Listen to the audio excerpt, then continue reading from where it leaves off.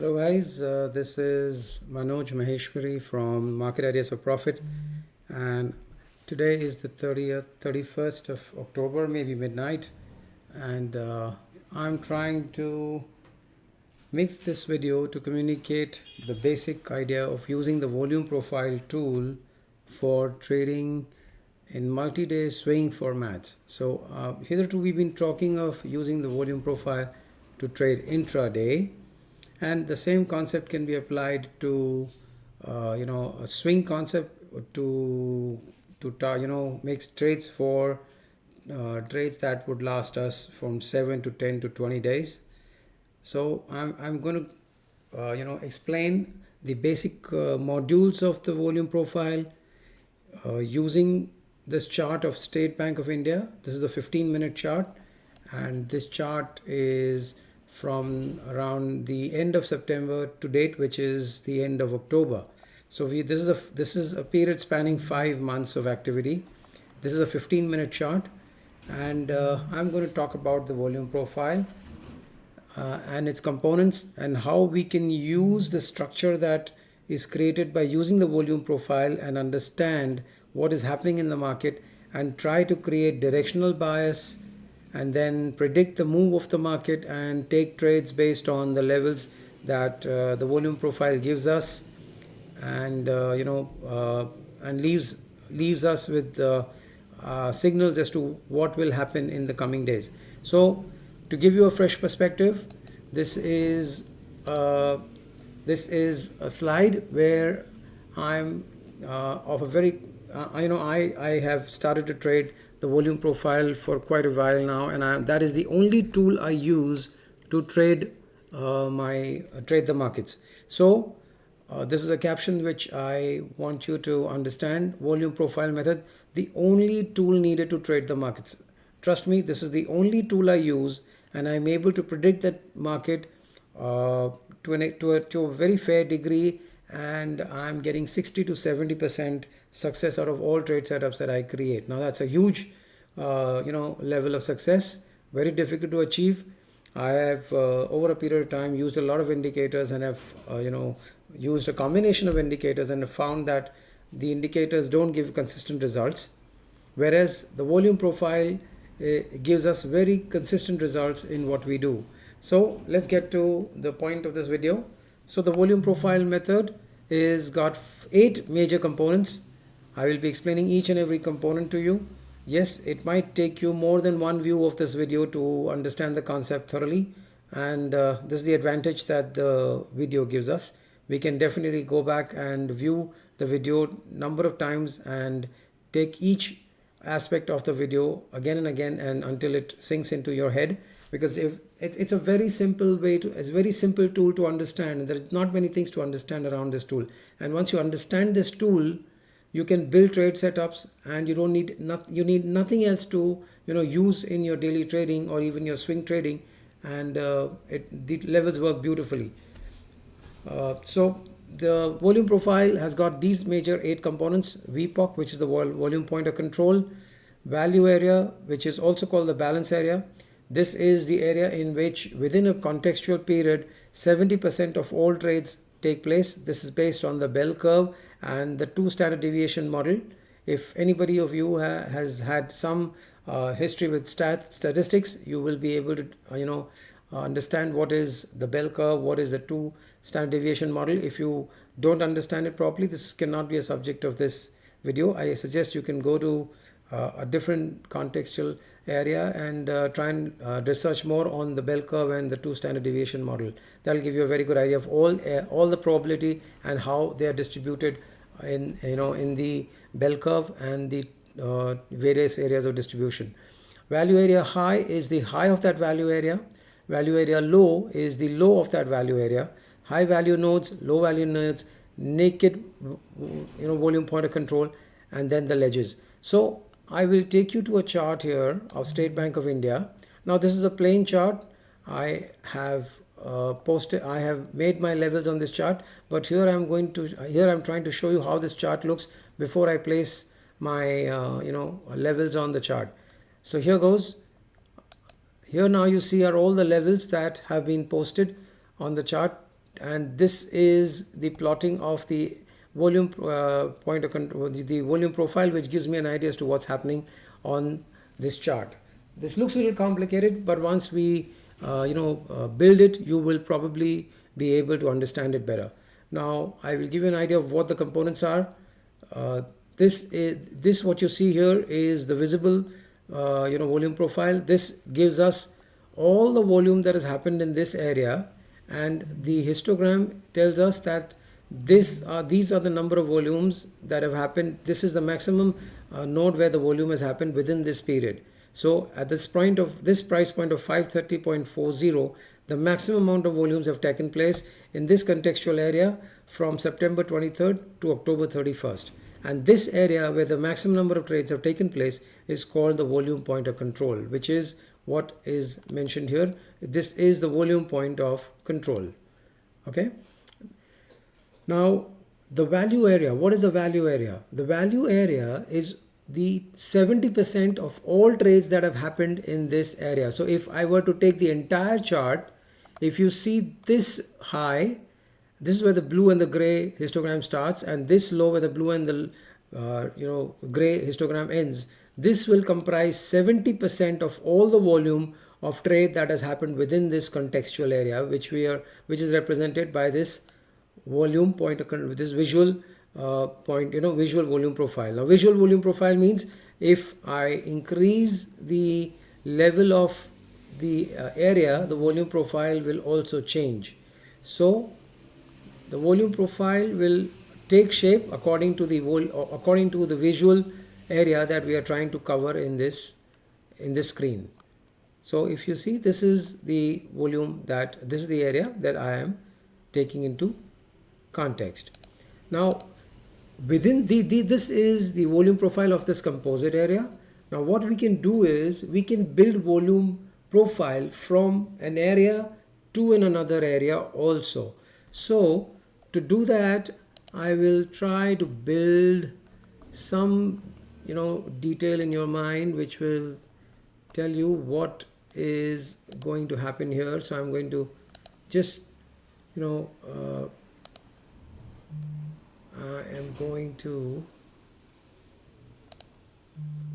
okay, where is this volume profile gone? Okay, so now you see these boxes here. These are called distribution boxes. These are value areas.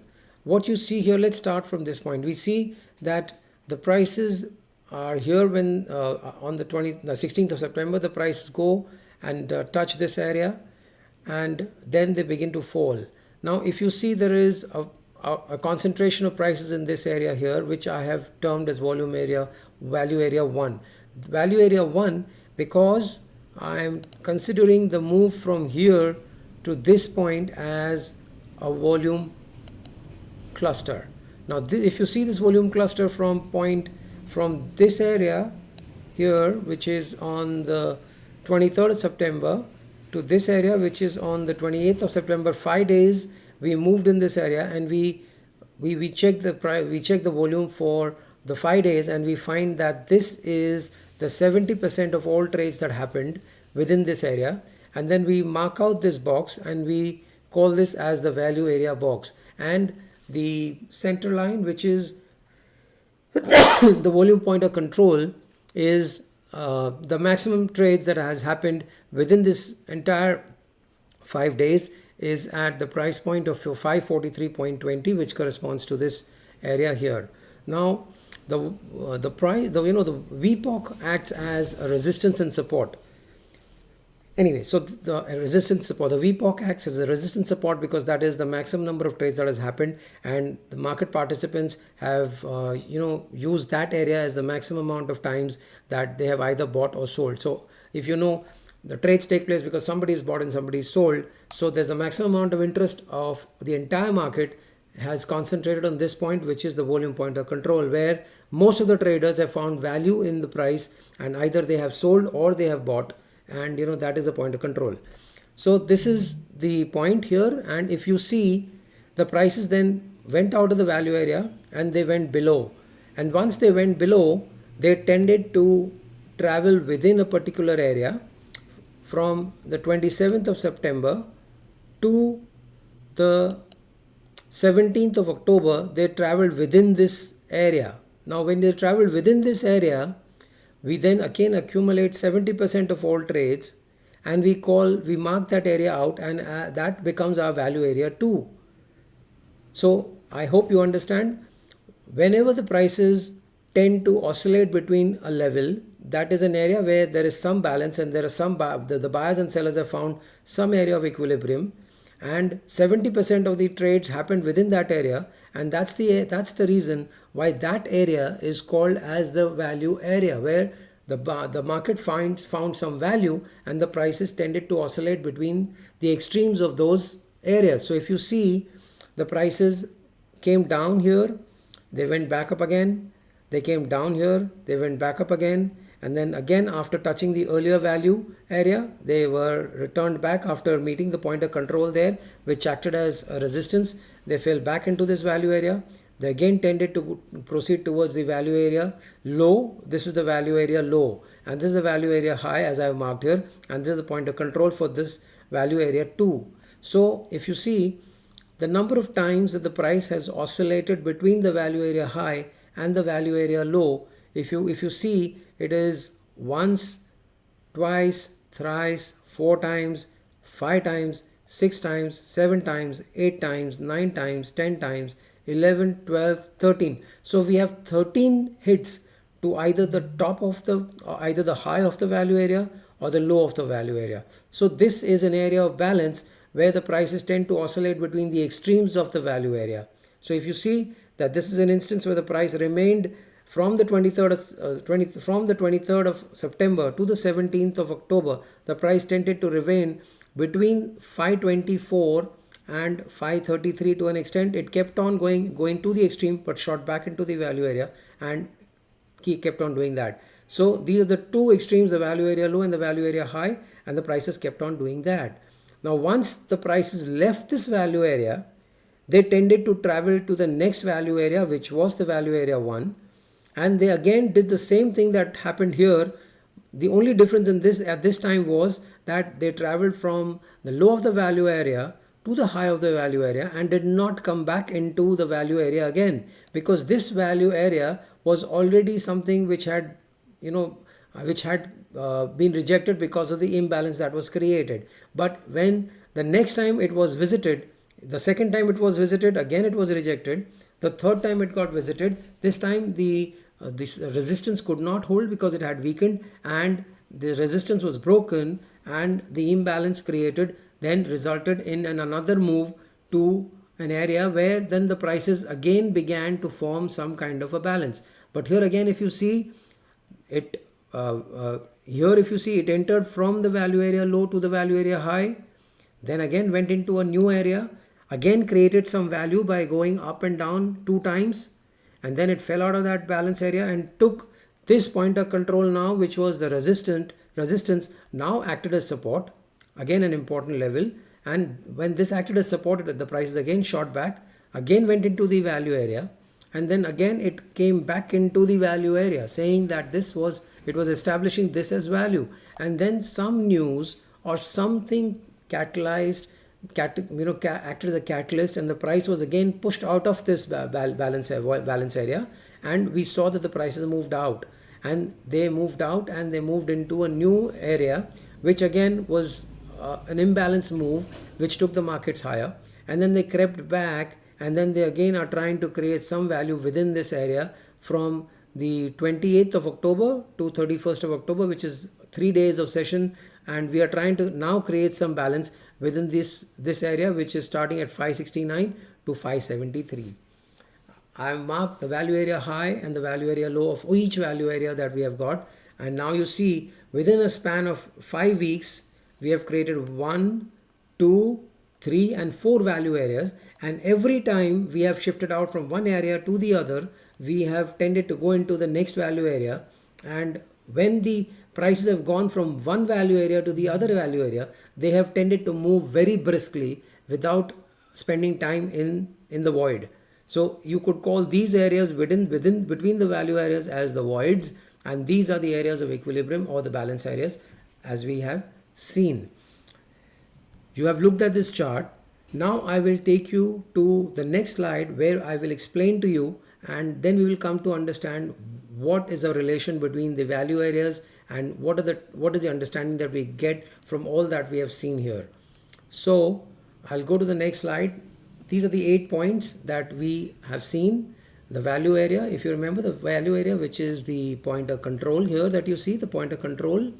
Then you have the balance area, which are these 4 value areas that you see, 1, 2, 3, 4. They're also called the value areas, and they're also called the areas of balance.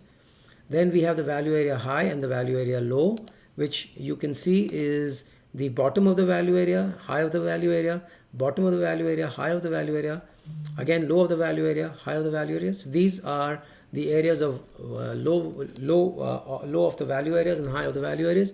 And then we have the HVNs and the LVNs. Now HVNs and LVNs are, we refer to these nodes here, or you could say these nodes which have the maximum amount of traded value. So the maximum amount of traded values are called high value nodes. So high value nodes are the clusters where a lot of trades have happened. So here if you see these two price levels, 533 and 530, these are 2 high value nodes. Again here if you see, this is high value node, not as much as this, but this again is a high value node, and these two. So if you see the high value nodes on the visible volume profile correspond to the areas of value that we have seen. So generally wherever you see high value, that is the area where the market has found a lot of balance. That the prices have tended to spend a lot of time, and a lot of trades have taken place within the areas where there is high value. So these are the high value nodes, and if you see, these are the low value nodes where the prices have just moved through, or these are the voids, and as we call it, and in the voids the prices have not stayed for a long time and they have just moved through. So these are the areas where there has been no volume recorded, and that is the reason it is called the low volume node. So here if you see, again the prices have not stayed for a very long time and they've just passed through. And these are the areas where you don't find prices, so the histogram is not going to report any volumes. And because the price is not stayed in that period, the next time when the price travels in that area, there are no buyers or sellers who will defend that area, and that is the reason price doesn't tend to stop in those areas, and the price just gives you a brisk move the moment it exits the value area and moves into another value area or back into the same value area that it exited. So this is the inference that we get from the high value node and the low value node. The high value node are the points where the price has tended to remain, spent a lot of time. Low value nodes, price has not spent a lot of time. And then we have a naked point of control. Now a naked point of control is an area where the prices have, once it was in value, the next time when the prices come into that area, it becomes a support or resistance. So if you see here, this was an area where this point of control was made, and then the prices with spending some time, they went down. And when the next time the price visits that area, that naked point of control, which was at that point of time naked, will act as a support or a resistance. So in the first case it acted as a resistance, and when the second time it came, it was breached. But when this breach happened and the next time again the prices came in, it acted as a support, and the prices bounced from there. So the naked point of control will act like support and resistance. And the ledges, now this is a very important thing. Ledges are the areas where the prices have fallen from a high value node to suddenly a new volume node, and this is what is called a ledge. So ledge is like a balcony. So if this is a building, and this, if you see this protrusion, this we can call as the balcony, and which we also call as a ledge. So this is a ledge, and the ledges act as areas of resistance and support. So if you see, this is a ledge, and after a low volume area here, again we see some high volume here, and this also will act as a resistance. So if you see, the prices when they came here, they acted as a resistance, and again when the second time they came, they acted as a support, went up, and now it cleared up, and now this area is acting like a support. So ledges are areas of support and resistances. So if you see, these are two prominent ledges that we see on this chart. So given the understanding of all the components of the value area, now what are the rules? We have constructed the value area, and we know what are the points that we need to look at. These are the reference points which will give us an idea as to what will happen. But now we need to understand the rules as to how what we have understood can be treated and used for trading.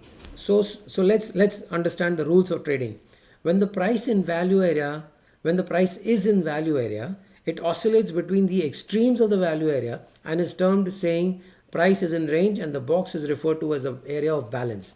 So if you see, when the price comes into this value area, it tends to move between the extremes of the value area, and when it gives you this move, a shrewd trader can initiate a buy at the bottom and sell at the top, and sell at the bottom and cover that back at the bottom at the top. And when the prices again tend to enter the area, again he would then initiate a buy and sell at the top. Again, when the price is left and again entered into the balance area, he would sell again here and then cover it back here. Again he would buy here and sell here. So the areas of the extremes act as supports and resistances, and they can be used to make trades. So this point number one will give you that explanation. When the price leaves one extreme of the value area, it tends to get attracted to the other end of the extreme, either end of the extreme level. So what this number two says, that when the price tends to leave a value area, it tends to get attracted to the next value area. So if you see here, the price after it short left this value area, it tend to shoot into the next value area. Now it can find resistance either at value area low, or at the point of control, or at the value area high. These are the 3 points where it can face resistance depending on how many times this area has been visited. If this is naked, this will become the first point of resistance. If this is naked, this will become the most important point of resistance. And if this has been visited a number of times, then the next one becomes the point of resistance. So the next balance area becomes an attractive area when the price moves from a balance area. It moves on to the next area, and the move is very brisk. Now, when the price moves from one value area to the next value area, that is called a state of imbalance. When I told you that the value area is an area of balance, when the price moves from one area of balance to the next area of either an existing balance, or the price goes on up and tries to create some next balance area, that period from one balance area to the next balance area is called a period of imbalance. And that's the price imbalance that is created, which basically what you see is the brisk move of the price when a buyer or a seller aggressively tries to move the price when his perception of the value on that particular script changes, and he begins to follow that perception and tries to get to an equilibrium in prices, which according to him is the right value of the price at that given point of time. So that period when the price moves from one value area extreme and goes on to hit the other value area is a move which is called an imbalance of price.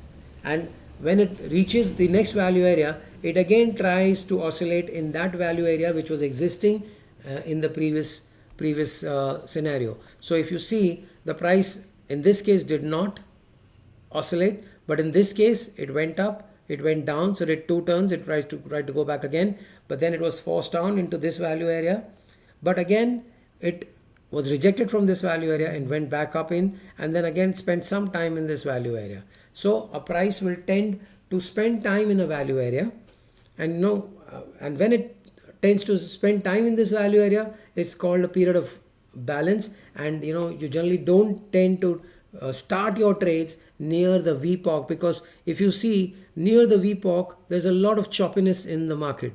The prices keep on tending to move around the VPOC.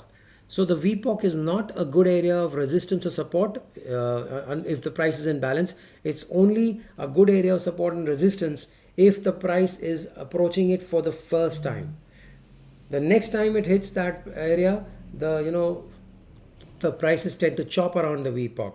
So the first time it will act as support resistance, maybe the second time too, but if it hits the third or the fourth or the fifth or the sixth time, that is the time when the prices tend to, create some kind of balance around the VPOC, and that's not a good area to trade. So these are inferences that we can get by reading the structure that is created by the volume profile and the concepts of the value area and the high value node, the low value node, and the ledges and etc. So the rule number 3 is price is generally attracted to the HVNs, and these areas can be used as areas of resistance or support. So if you see the ledges, which is the high value areas, act as resistance and support, and when the prices move from an area where there were no volumes, which is where you see the low volume nodes, and then they tend to go and hit the high value nodes, that is the time when the price will tend to either create a small break there, or it will face some resistance, and if it breaks that resistance, then it will act like a support and move up into the next value area after it has breached the resistance, which is the low, which is the value area low or the value area high, as the case may be.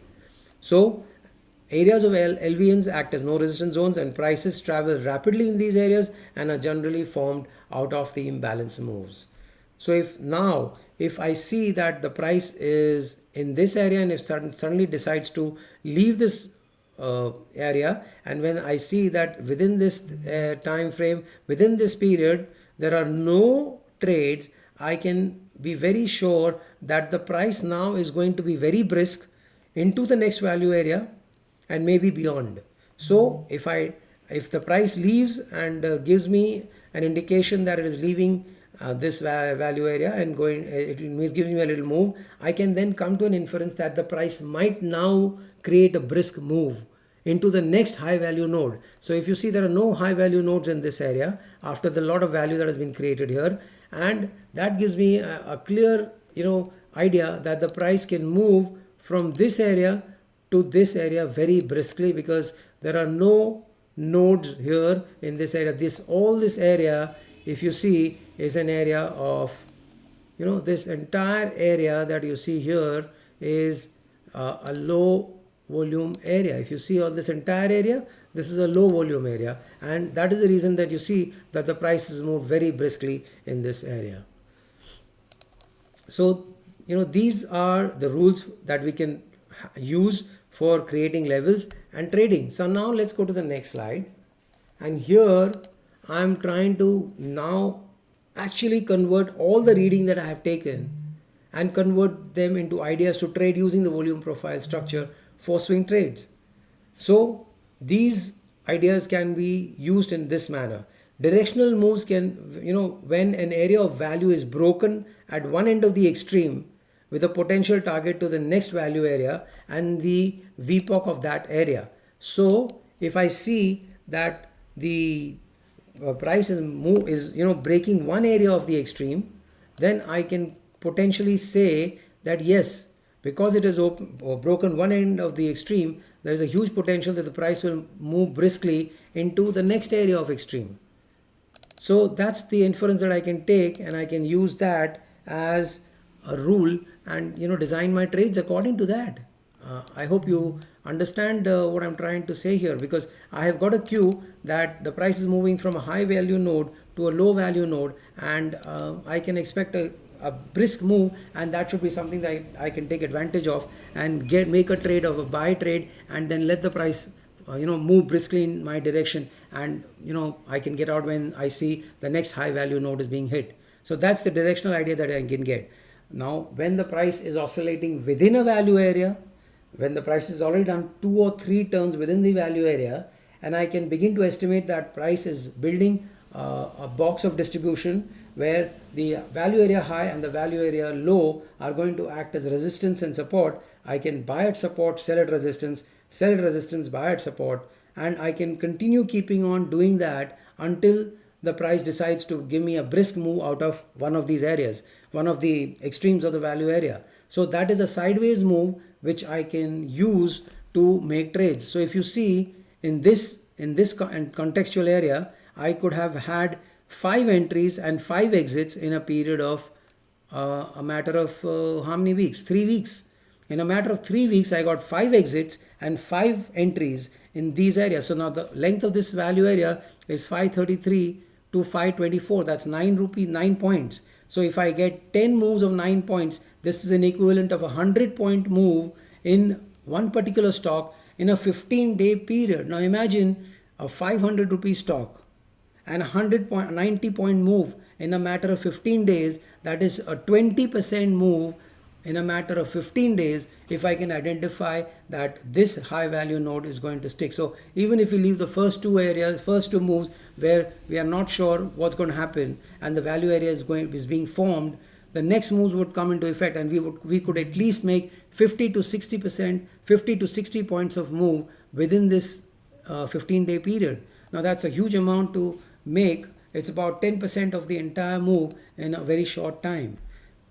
The third rule that we can apply is when prices enter into an old value area, they tend to travel from one end of the value area extreme to the other end of the extreme, giving a potential predictable move. So if you apply this to this chart here, once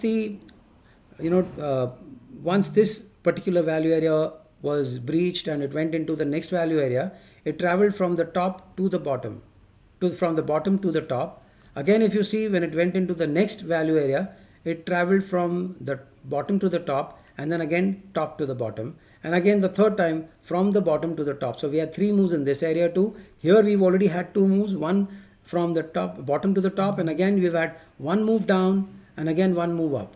So these moves, again, like I've discussed here, can give us a lot of entries and exits within a particular area. Once you travel from one value area to the next value area, and you can already draw the value area from the moves that have happened in the previous period. The price, once it enters a value area, will tend to first visit the VPOC, which is somewhere in the center or wherever it is, and then tend to go to the extreme high or at the extreme low or the other end of the value area. So these inferences can be drawn from the volume profile method. Now this is one tool which is giving you so much information that you don't need anything else to give you the kind of information that you require to create trade setups. I know it is a lot to grasp in whatever amount of time I have told you and given you so much information. But the advantage that you have here is that you can go back and go back to the video again and understand all that I've told you by going through it again and again. And the concept is very simple. I mean, there are four ways you can trade here, and there are just these 4 rules that you need to understand. And these are eight things that you need to understand. These are all contextual reference points. These are the rules of trading, and these are the trade ideas.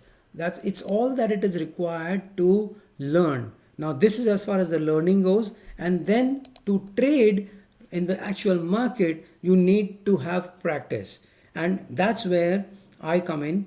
So we have now, I'll go on to give you an explanation as to the purpose of this video is to give you a basic idea of what the volume profile drawn on a chart can give us, the information that can be used to understand the structure and then work out the probability of the moves that can happen on a price based on that structure.